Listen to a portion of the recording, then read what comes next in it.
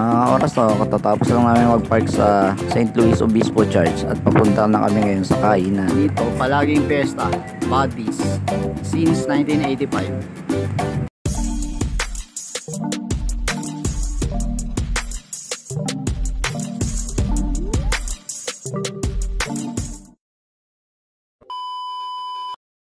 Pansit Lukban, dito laging parang pesta, longganisang lukban. Ganito po pala ang loob ng Buddies na kainan. Grabe rito, mga tao matyagang nag-aantay kahit ang haba ng pila, pinagtsatsagang antayin kahit gutom na sila. At sa wakas, natawag na din yung number namin. Gutom na kami pero nagtyaga talaga kami mag-antay kasi gusto nga kami dito ikain ng kapatid ko at ng nanay ko. Kami lang ho yata hindi pa nakakain kasi rito eh. So, ito yung nakasulat ko sa labas nila, yung longganisa nila, lukban longganisa, grilled longganisa kinuha ko. Tingnan natin. Sarap daw yan. Sarap nga. Lalo nung may atsara. Ay, ito na yung kartiniera mo. Ayan, tagi sa kanyang tatay. Naidinig pa rin siya nila. Sige lang. Isisa ko. Aba, ko na lang po. Ay.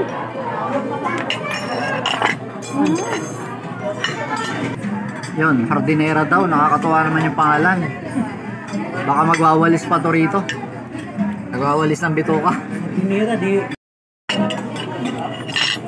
Alam nyo, yung hardinera nila, masarap. Parang embutido. Longganisa nila. Longganisang lukban. Longganisang lukban, sarap din. Grilled longganisa yung kinuha ko. Pero sarap. Kaya pala marami kong kumakain dito. Inabot kami ng halos 27 minutes bago nakakain. O kaya nakapwesto sa lamesa. Sa dami na kumakain. Pero kung may budget kayo,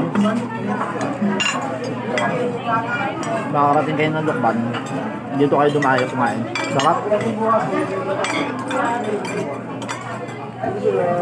Kung ba hindi mo nakakain sa Maynila, dito matitikman. At hanggang ngayon, marami pa rin mga tao, pila pa rin ang tao. Alam mo yung tipong kahit nalilipasan na ng gutom, nagtsatsagang magantay. Kaya okay lang yung pagkain. Kanin pa. Kaya kumain ka pala rito. Alam mo, parami ka nakain.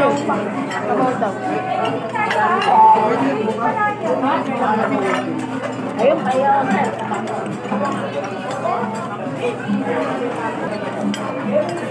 Ano ba ito? Okra sili? Sitaw. Sitaw. Hindi. Ay, okra. Okrang maliit. Baka kako sili. Okra nga. Ay, okra ba? Sili. Sili, sili. Ay, sili nga. Patay tayo dyan. Makainin. Pwede yan. Pati yung miso nila masarap. Parami ka nakain pala rito. Kanin pa. Si kuya mo. Ayaw. Mag-iingat ka lang sa plato nila rito. Babasagin. Tatay mo lang. Di ano? Ay, dyan, sabaw. Sarap. Tingin mo ba? Ano? Wala na tayo. Hindi ka umihigop sa baw. Sarap. Kaya pala binabalik-balikan tong kainan na to. Yung kapatid ko, laging kumakain dito. Ako, first time lang namin maganda rito. Sarap.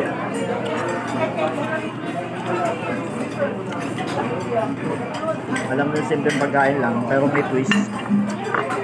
Salamat nga pala sa mga sponsor. Salamat kay Ivy Kabanakan. Lelen. Kay si Sailin Bautista. Saka kay Teresa Tomita. Teresa Michio. Thank you. Saka kay Boss Bray Project. May nabibili ng dito eh. Dukla na ganda. Paggunay pang ganda. Sa kanila? Sa labas. Ano nga, ternera. Sarap. Sarap yung chicken nila. Ako yung may durian sigaw. Sa isda. Ako din pag nagsisigaw may durian. Para hindi malaksa. Kung sa doon, nung kumain tayo nila hindi, ang mahal, di ba? Doon sa nabalik din. Sa Budal Pike? Oo. Okay lang naman. Kaya lang, konti lang tayo, 4 lang tayo. Ako peki din.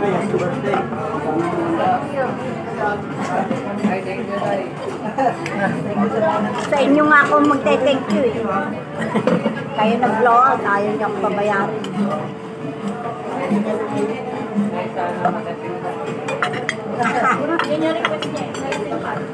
Mamaya doon sa bahay. Ilang gusto mong bote? Aba! Bote na suka. May peng pizza.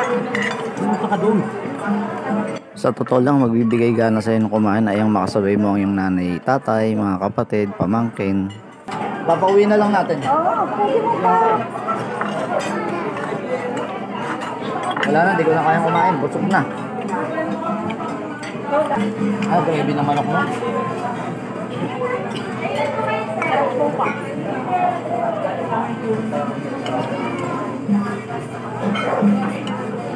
Pati gravy nila, sarap.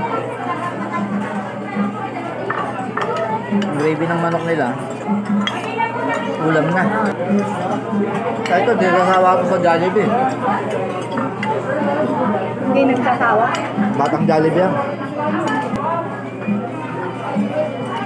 Nakadalawang kanin na ako. Alam niyo, ang mas masarap talaga sa kainan, yung malibre ka ng mga kasama mo.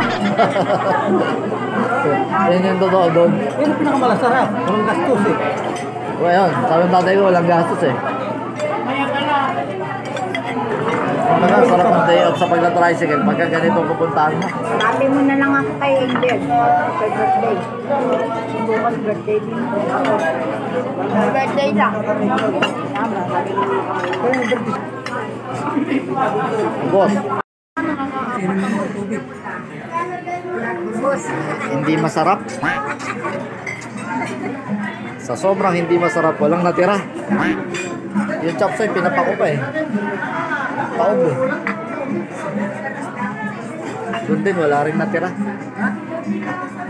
Dito mo makikita kung hindi, masarap ang kainan.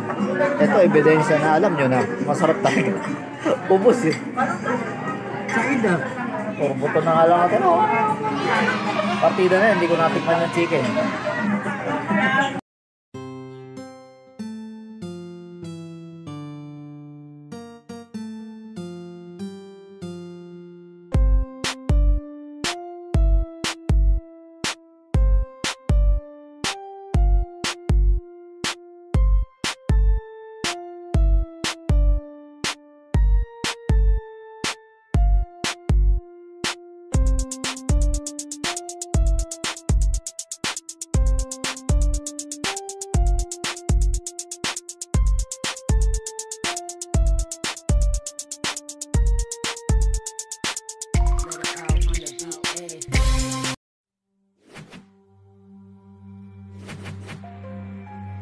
Just go John now.